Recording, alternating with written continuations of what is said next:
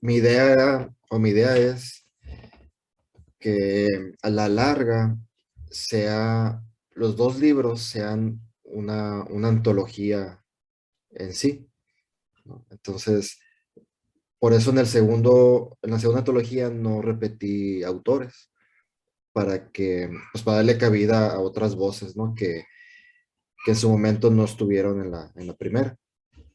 Eh, bueno, cuando yo hice esta antología, la de naves que se conducen solas, fue en el 2011.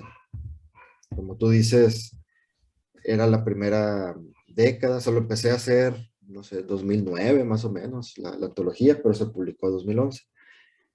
Y lo que yo veía en aquel momento era que había una generación nueva de autores y de autoras que estaban publicando a nivel nacional y que, y que era una generación que coincidía en sus edades o en las fechas de nacimiento. eh, y distinguí o vi que en algunos de ellos, o de ellas también, escribían temas que no tuvieran que ver con Sonora directamente, ¿no? Entonces me llamaba la atención eso. Investigué sobre el cuento en Sonora, hay muy poco, hay tesis sobre novelas sonorenses, sobre algunas de las clásicas, pero sobre cuento no encontré. Seguramente hay uno que otro artículo por ahí, pero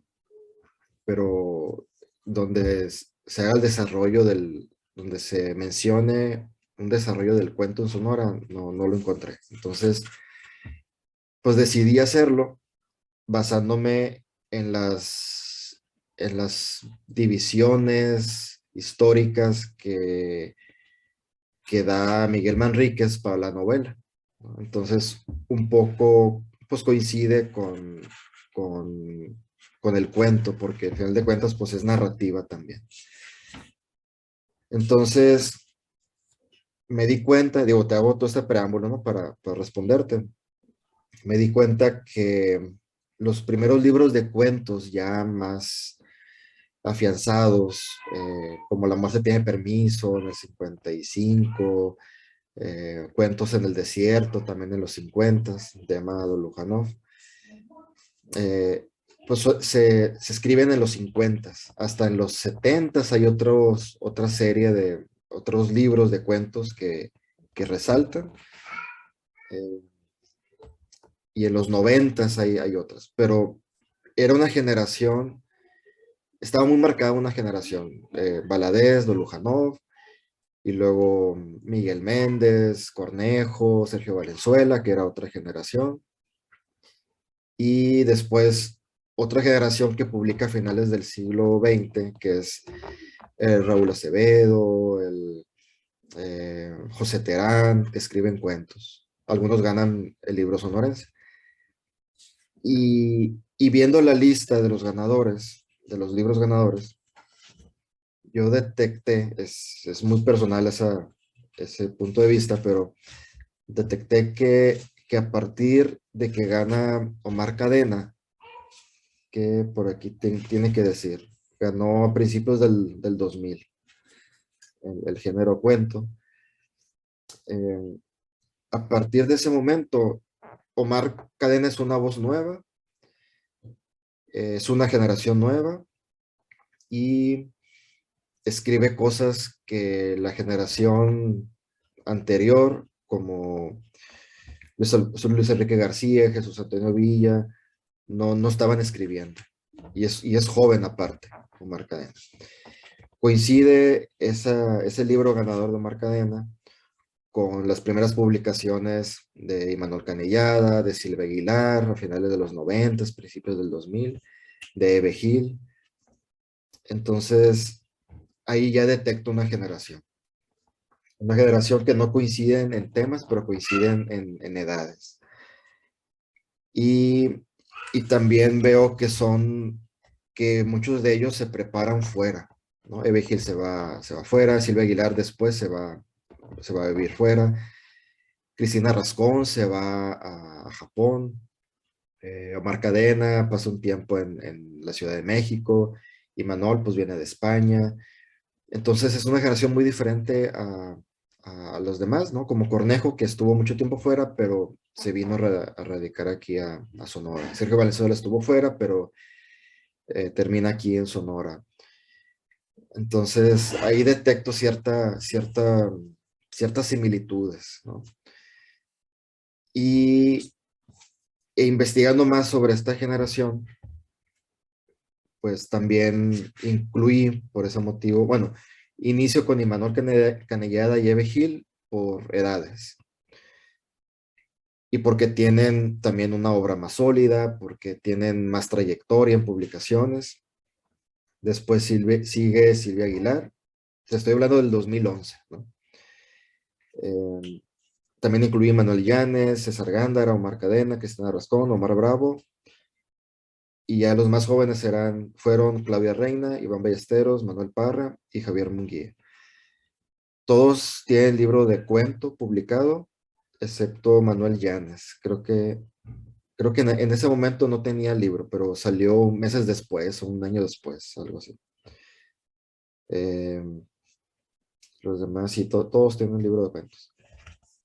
Y entonces vi eso, ¿no? Vi una generación joven, una generación que estaba escribiendo sobre temas diferentes, que estaban saliendo del Estado, que también estaban publicando por el acceso a Internet, seguramente, en revistas foráneas, algunos en editoriales de fuera, y muy distinta a esta generación de José Terán, de Raúl Acevedo, que publicaron casi toda su obra aquí en Sonora, ¿no?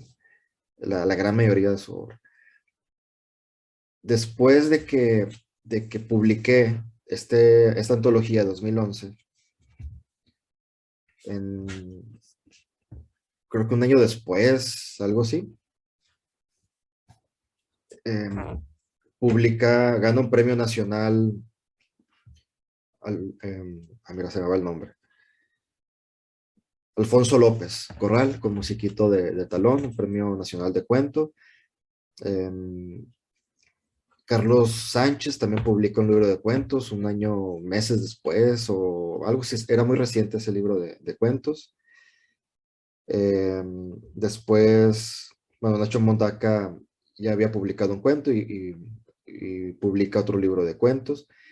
Y aparecen en el mapa literario autores, otra generación otra generación de autores respecto al año de publicación, que es Silvia Arbizu, Carlos René Padilla, Gerardo Jacobo, Selene Carolina, que ya son más recientes. Entonces veía a todos ellos que estaban publicando cuentos y decía, bueno, me hubiera gustado incluirlos en Naves que se conducen solas, pero en aquel momento no tenían publicado un libro de cuentos. Entonces por eso surgió la idea de 14 puntos en el mapa, en donde también incluía María Antonieta Mendívil, que no tiene un libro de cuentos, pero ha publicado cuentos. Alex Ramírez no tiene un libro de cuentos, pero ha publicado cuentos en algunos sitios.